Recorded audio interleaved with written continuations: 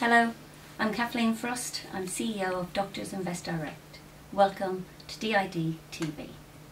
With income tax up to 50% and capital gains tax as high as 28%, it's timely to share some ideas with you, and I'd like to welcome my business partner, Keith Taylor, who is also founder of Doctors Invest Direct. Hi Kathleen. Keith, what is your view on tax mitigation? Is it now almost sinful to take part in such activity? In a word, no.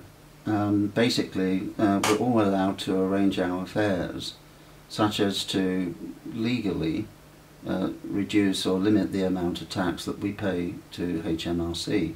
That's tax mitigation. It doesn't get you into trouble. You're just using your allowances and reliefs in the way that the government intends for people to use such reliefs and allowances. It's tax evasion that gets you into trouble and could even get you into prison, and tax evasion is not something that we recommend to our clients. But we do passionately believe in applying the principles of tax mitigation. As an example, if I choose to put £10,000 into a personal pension policy and I'm a 50% taxpayer, I will get £5,000 of tax relief on my pension contribution. That's a good example of tax mitigation, and it's one that we heartily endorse. So we do recommend that practitioners look into all the different avenues of the sorts of things that they could consider that would be tax mitigation that would work in a good way for them. What do you recommend, Keith, and are there some basic principles that can apply? Yeah, but there are some basic principles, the first one of which I would say is important to diversify the tax shelters that an individual uses. By that I mean don't put all your eggs in one particular kind of tax shelter basket. And the reason for that would be that if you did really rather lean towards just one particular kind of tax shelter and HMRC changes the rules to make those kinds of tax shelters less effective in the future, you're damaged more than you would be if you diversified and used 5 or 6 different tax shelters or tax mitigation strategies. So diversify tax shelters. The second point, I think, would have to do with risk. A bad investment will never be made a good investment because it has some kind of tax relief attached to it. If you're a cautious individual and the investment would be high risk, I wouldn't normally favour such a cautious individual considering a high risk tax shelter unless it was a very small part of the overall tax planning and portfolio of that particular client. And finally, I would say it's quite important to have regard to time. Tax relief sometimes are not immediate and they could take 3 or 5 or even 7 years to secure in their entirety. So no point putting money into a tax shelter that you have to hold for 5 years before you'd be allowed to encash it if you needed immediate access to the money. Now, all kinds of tax shelter strategies are things that we've written about in our tax shelter guide. What tax shelter strategies do you use for your clients? Our tax shelter guide actually lists 17 different steps that a practitioner could undertake to mitigate taxes in a perfectly valid and legal way. And really what we try to do is use the best combination of those 17 strategies to get real leverage into a client's tax planning. And what do you mean by real leverage in tax planning?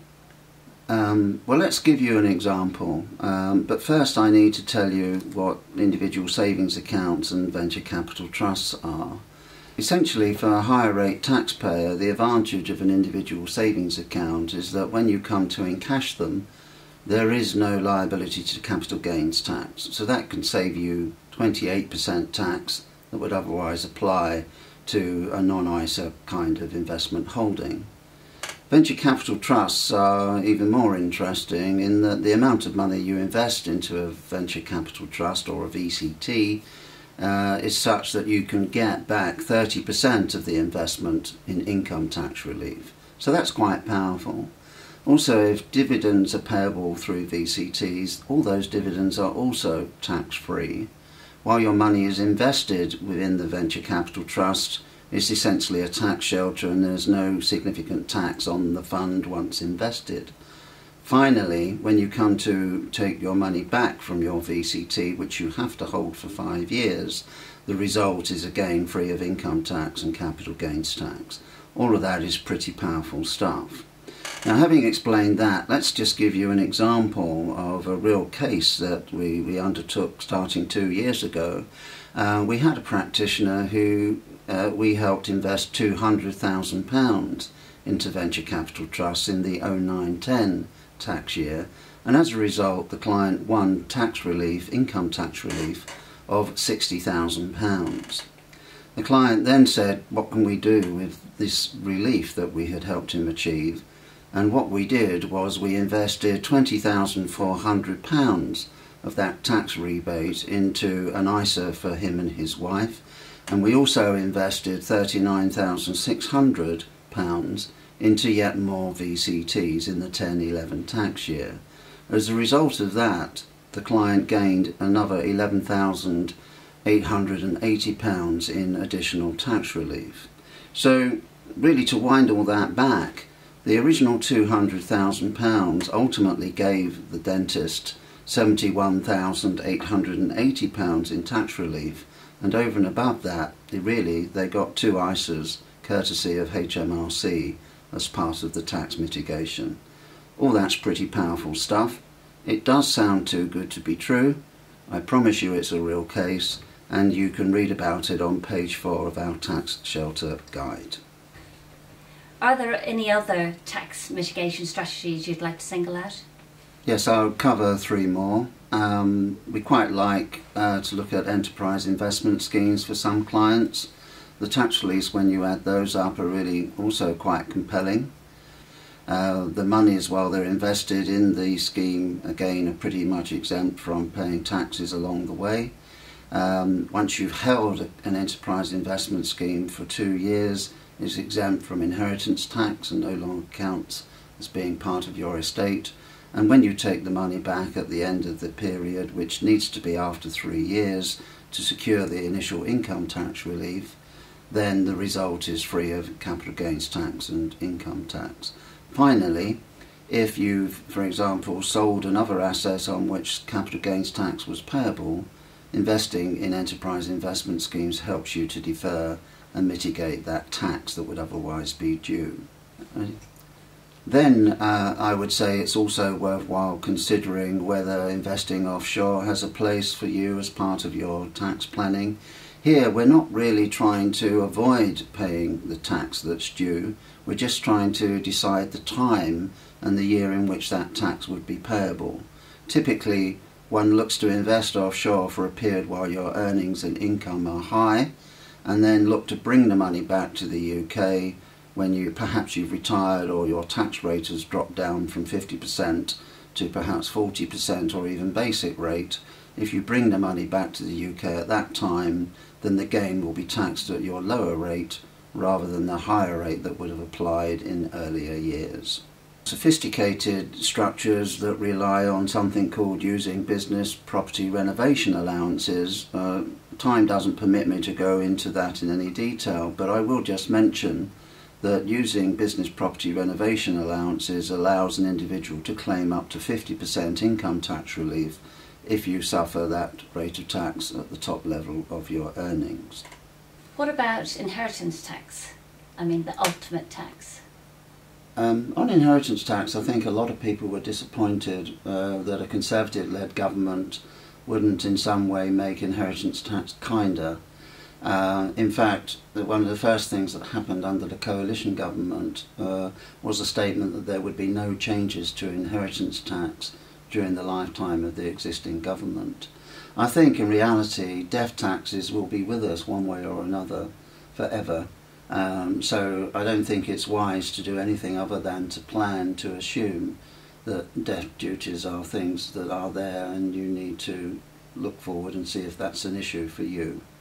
And in looking at it, we do help people employ mitigation measures that do not offend HMRC. And how can doctors and dentists get help and guidance on everything that we've discussed? Well, again, I would mention that we've published a tax shelter guide. I'd mention again that it does cover 17 different tax mitigation strategies. In addition to that, our recent editions of Financial Surgery magazine also cover articles on other tax mitigation strategies. There really is a good volume of material there which is certainly well worth a read, and I would commend it to doctors and dentists. Thank you, Keith. Thank you, Kathleen.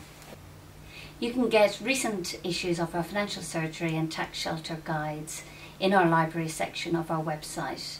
You may contact us for any guidance that you may need, and I'd like to thank you for watching DID TV. Doctors Invest Direct is a trading style of Taylor Frost Wealth Management, which is authorised and regulated by the Financial Services Authority. Please note and read the important general information at the end of this videocast. The case studies or comments contained in this videocast do not constitute individual advice to viewers. Viewers should ask for personal advice before acting on any of the case studies or comments contained in this videocast. We are happy to provide such advice.